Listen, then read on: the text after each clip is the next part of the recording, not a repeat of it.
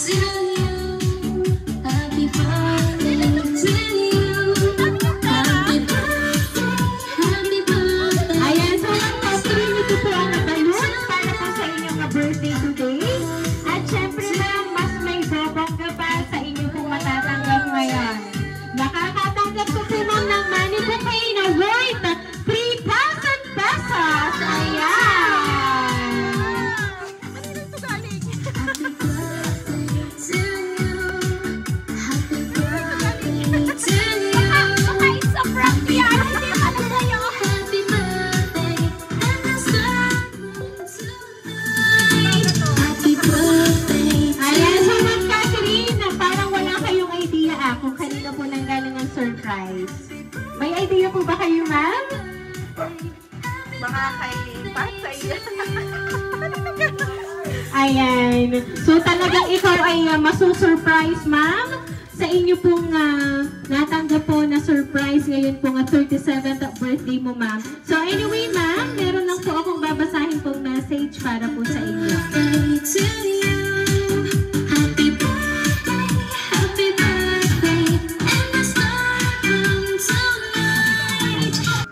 Maligayang kaarawan, Giliw. Kahit malayo tayo sa isa't isa ngayon, hindi mapipigilan ng distansya ang pagmamahal ko sa'yo. Kung pwede lang akong magpa-LBC, punta dyan sa Pilipinas, ginawa ko na.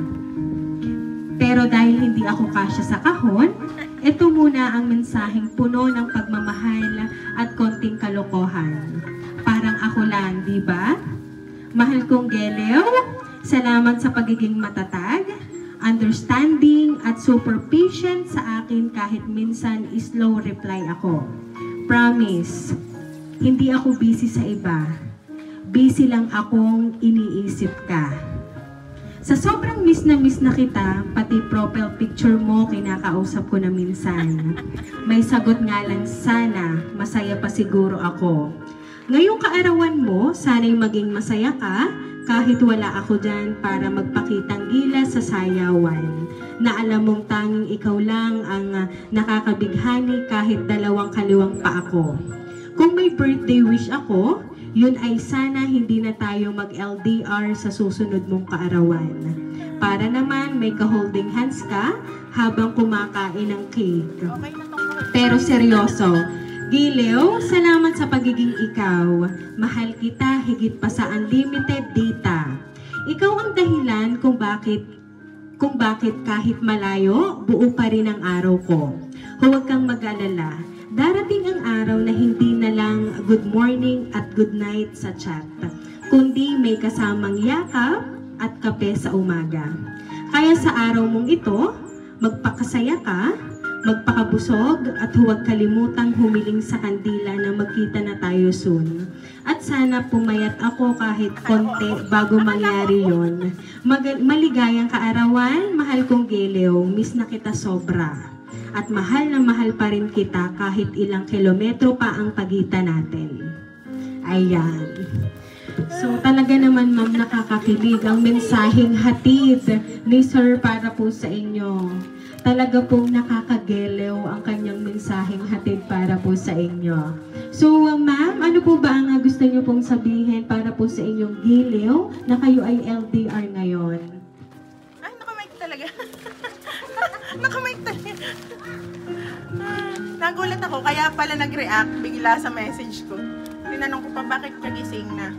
Natai daw siya. Yung pala. Thank you so much. Yun lang. Lagi. Thank you. Love you. Ayan. At sabi nga po ng inyong Giliw sa inyo, Sana soon ay hindi na good morning, good night ang mababasa nyo sa chat, kundi yakap at syempre may kasamang kape sa umaga. Ayan. So kaya naman po Ma'am Catherine, once again, happy birthday!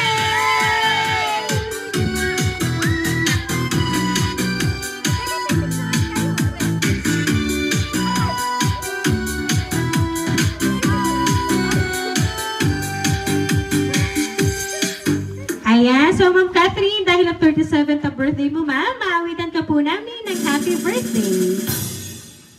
Happy birthday to you.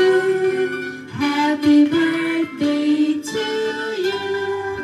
Happy birthday, happy birthday. Happy birthday to you. Ayan, sabay-sabay po tayong lahat. Happy birthday to you. Happy birthday to you. Happy birthday, happy birthday, happy birthday to you. Ayan, so Ma'am Catherine, dahil ang birthday niyo today, make a wish, ma'am, and then blow your candle po.